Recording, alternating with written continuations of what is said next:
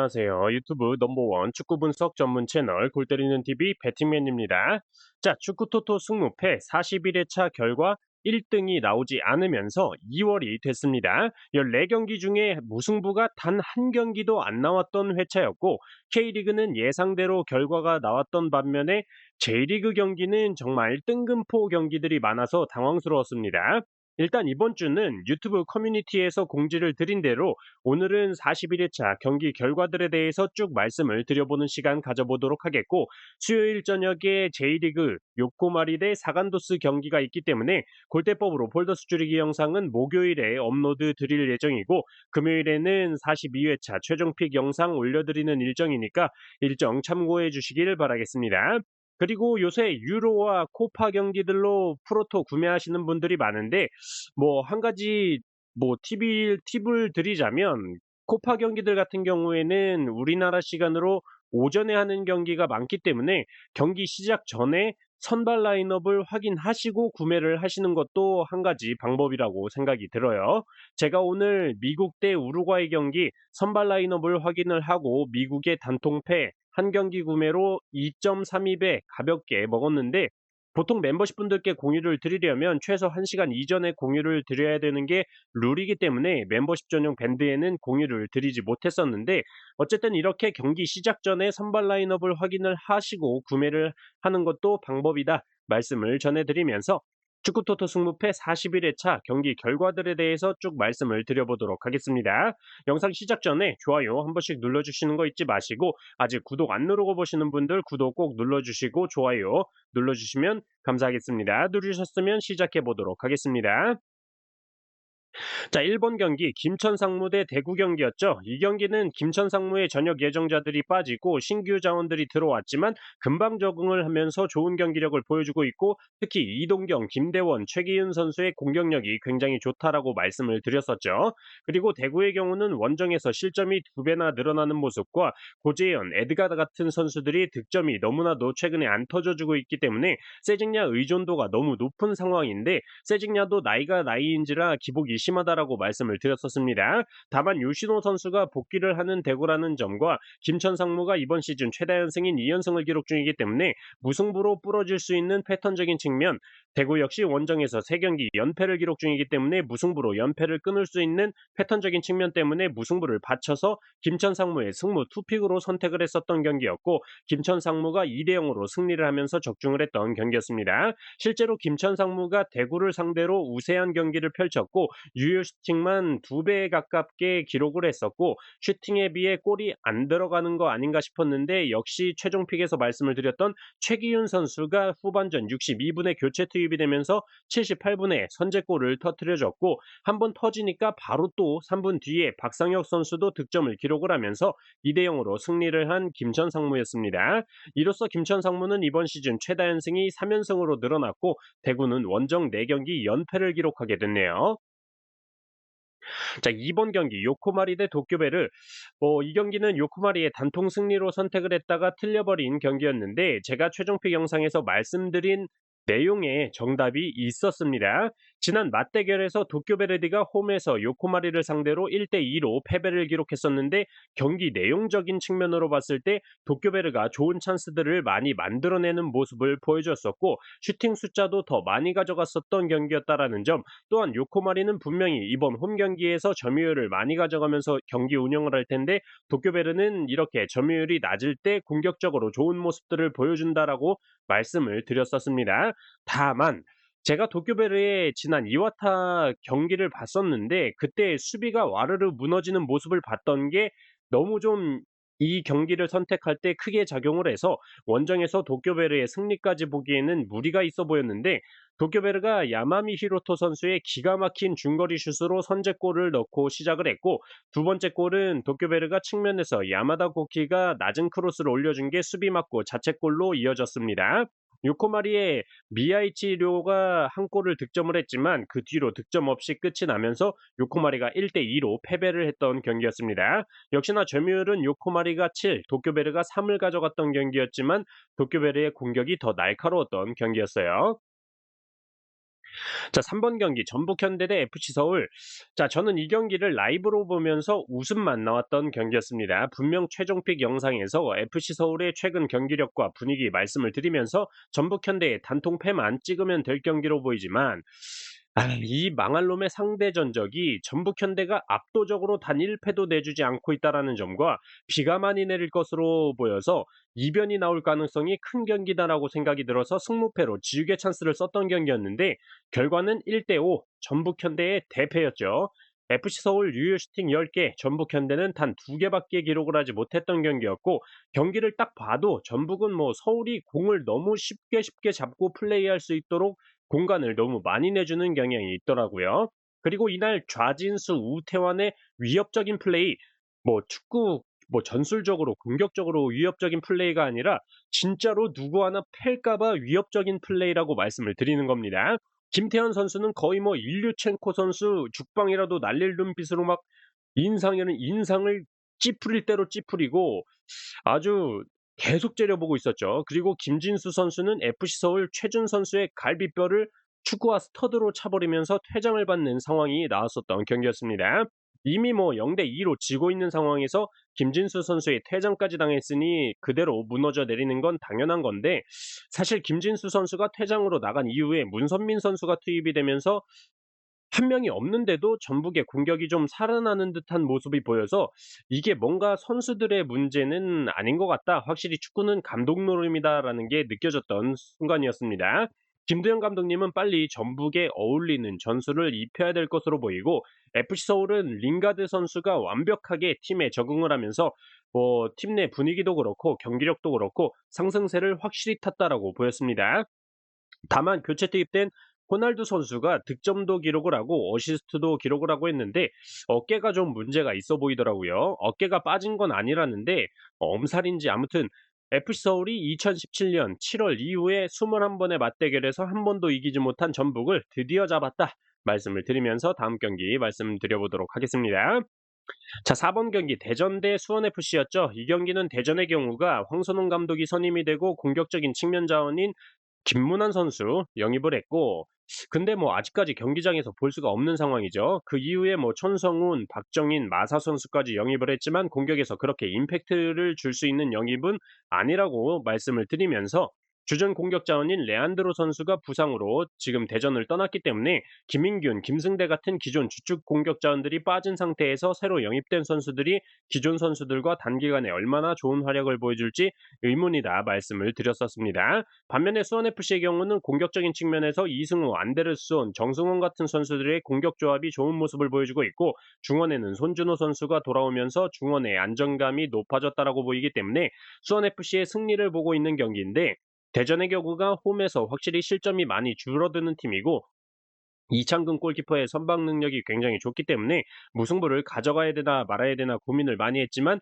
이 경기는 골대법 계산 결과 무승부 확률이 제일 낮았다라는 점과 축구토토 승무패 4번 경기에서 최다 연속인 6회 연속 정배 결과가 안 나오고 있다라는 점에서 정배당을 받고 있는 수원FC의 단통 승리를 선택을 했고 결과는 대전이 0대2로 패배를 하면서 수원FC의 승리 적중을 했죠. 역시나 말씀을 드렸던 수원FC의 안데르손 선수가 이날 굉장히 좋은 활약을 펼치면서 드디어 첫 골을 터뜨려줬고 정승원 선수까지도 득점에 성공을 하는 모습을 보여줬고 이날 이승우 선수가 컨디션 문제로 출전을 하지 않았었기 때문에 체력적으로는 많이 회복이 됐을 것 같네요.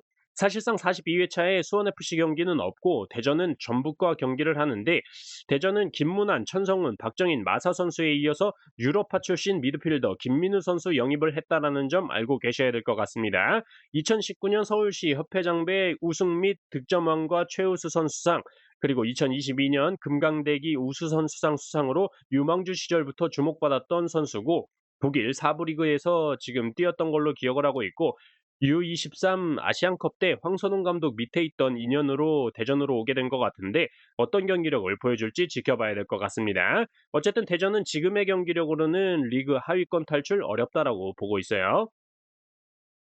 자, 5번 경기 간바 오사카 대 마치다였죠. 이 경기는 딱히 할 말이 없는 게 간바 오사카의 단통 승으로 선택을 했었던 경기였는데 초반에는 간바 오사카의 웰톤 선수가 9분 만에 득점을 하면서 1대 0으로 앞서 나갔던 경기였는데 전반전 33분 만에 옐로 카드 2개를 모으면서 수비 자원인 한다리쿠 선수가 퇴장을 당했고 그 뒤로 마치다가 3골을 기록하면서 역전패 당했던 경기였기 때문에 퇴장으로 인한 경기는 뭐 노스트라다무스가 와도 못 맞추기 때문에 의미 없는 경기가 됐다 말씀을 드리고 싶네요.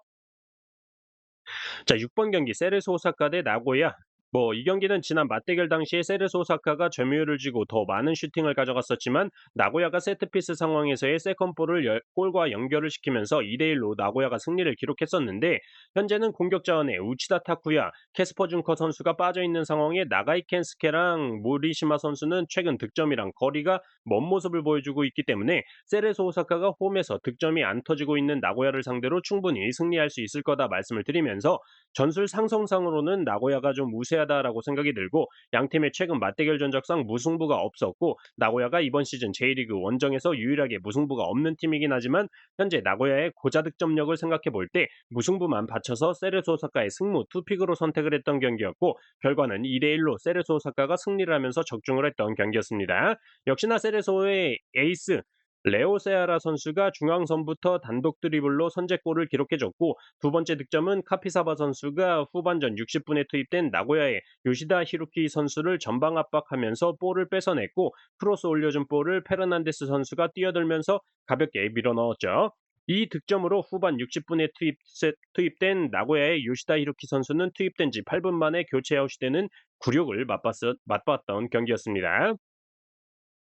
자, 7번 경기 포항 대 울산이었죠. 이 경기는 울산이 지난 시즌 보여줬던 임팩트의 경기력이 이번 시즌에 나오지 않는다라고 말씀을 드렸었고 그걸 홍명보 감독도 알고 있기 때문에 최근 영입설이 많이 돌고 있는 것 같다라고 말씀을 드렸던 경기였습니다. 또한 조현우 골키퍼가 아니었으면 승점 3점 잃을 뻔한 경기가 많았었다라는 점, 주중에 울산은 주축 주전 자원들을 모두 기용을 했지만 대구를 상대로 고전하면서 1대 0 꾸역승을 했죠.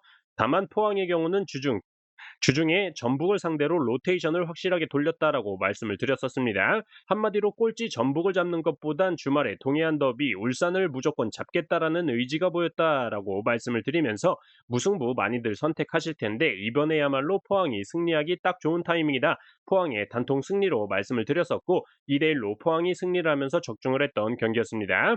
포항의 홍윤상 선수가 경기 시작하자마자 김인성 선수의 컷백을 바로 골로 연결시키면서 기분 좋게 시작을 했고 19분에는 이호재 선수가 페널티킥까지 성공을 시키면서 2대 0으로 앞서 나갔었죠. 그 이후에 울산의 고승범 선수가 프리킥을 멋지게 골로 성공시키면서 따라붙나 싶었는데 포항이 잘 버텨내면서 리드를 지켜냈던 경기였습니다. 번외로 울산의 경우는 지금 국가대표 수비형 미드필더 정우영 선수가 메디컬 테스트를 끝낸 것으로 알고 있고 공격수 마틴 아담 선수가 나가고 강원의 공격수 야고 선수 영입을 마친 것으로 보여집니다.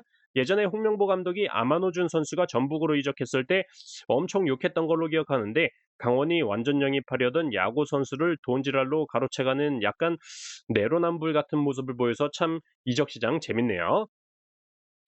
자, 8번 경기 우라와 대 이와타. 이 경기는 우라와의 공격 자원들 부상 이탈로 인해서 무승부로 이변을 한번 누렸봤던 경기였고 팀 내 가장 많은 어시스트를 기록 중인 나카지마 소야, 공격 자원인 마에다 나오키, 수비 자원인 알렉산더, 그리고 코로키 신족, 오쿠보, 코이즈미, 마치오 유스케 같은 자원들이 모두 부상으로 빠져있기 때문에 공격에서 마무리가 잘 안 될 수 있는 우라와다라고 말씀을 드렸었고 또한 지난 경기에서 나고야의 우치다 타쿠야 선수가 퇴장을 당하면서 우라와가 수적 우세에 있었음에도 불구하고 추가 득점 없이 끝났다라는 점에서 우라와의 부상 이탈로 인한 공격력에 확실히 문제가 있다라고 저는 생각을 했었기 때문에 우라와의 단통 무승부로 이변을 잡았었는데 실제로 우라와의 부상 이탈로 인한 선수들이 모두 못 나왔는데도 불구하고 이와타를 개처바르면서 3대 0으로 대승을 기록한 우라와였습니다. 이시아라 선수의 헤딩 선제골을 시작으로 와타나베 르마, 이토아츠키 선수의 골까지 나왔는데 확실히 체급차가 많이 났던 경기였고 슈팅 숫자만 3배 이상 차이가 났던 경기였고 이와타의 골키퍼 선방과 업사이드 골 취소가 없었다면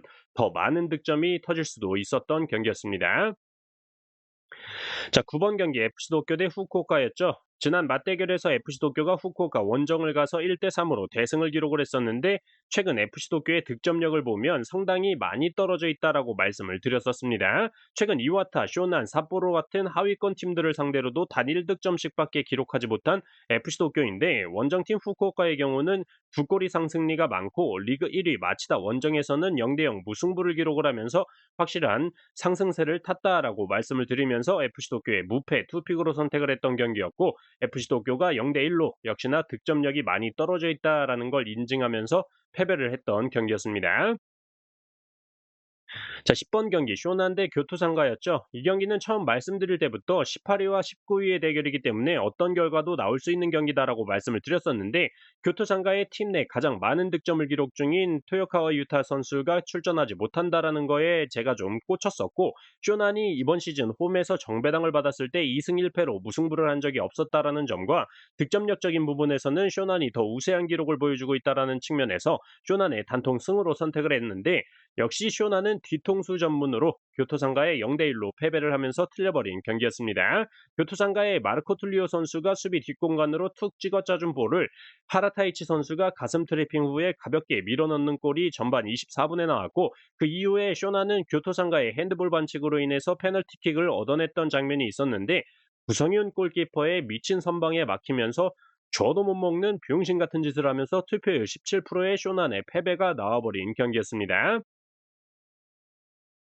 자, 11번 경기 비셀고베 대 가시마였죠. 이 경기는 승패 투픽으로 선택을 했던 경기였고 비셀고베의 경우는 홈에서 4경기 무패를 기록 중이고 이번 시즌 2연속 무승부를 기록한 적이 없는데 지난 경기에서 무승부를 기록했었다라는 점, 반대로 가시마는 원정에서 4경기 무패를 기록 중이고 이번 시즌 최다 연속 무승부인 3연속 무승부를 기록 중이라는 점에서 양팀 패턴적인 단서를 종합해 볼 때 무승부는 없다라고 말씀을 드렸었죠. 그래서 비셀고베의 승패 투픽으로 말씀을 드렸는데 그나마 원정팀 가시마의 경우가 팀 내 가장 많은 득점을 기록 중인 스즈키 유마 선수가 경고 누적으로 출전을 하지 못하기 때문에 득점력적인 부분에서 비셀고베에 밀릴 수 있다라고 했지만 보통 이렇게 가장 많은 득점을 기록 중인 선수 한 명이 빠진다고 해서 다른 팀을 선택하면 빠그라지는 경우가 몇 번 있었기 때문에 처음 생각대로 비셀고베의 승패 투픽으로 선택을 했고 결과는 3대1 비셀고베의 승리가 나오면서 적중을 했던 경기였습니다. 비셀고베는 42회차에 경기가 없고 가시마는 1번 경기로 들어와서 홈에서 삿포로를 상대하게 되는데 팀 내 가장 많은 득점을 기록 중인 스즈키 유마 선수도 징계에서 돌아올 테고 홈 경기인데다가 상대는 이번 시즌 J리그 최다 실점, 원정 최저 득점을 기록 중인 삿포로라는 점에서 42회차 1번 경기는 아마 가시마 승리 투표율이 95% 가까이 몰리는 토사장의 서비스 경기가 되지 않을까 싶네요. 자, 12번 경기 사간도스 대 가시와 경기였죠. 이 경기는 굉장히 간단하게 선택을 했던 경기로 양 팀의 맞대결 전적에서 3경기 연속 무승부를 기록 중이었기 때문에 4연속 무승부까지는 힘들다라고 말씀을 드렸고 골대법 계산 결과 역시 무승부가 가장 낮은 확률로 계산이 됐었기 때문에 무승부는 없다라고 말씀을 드렸었죠.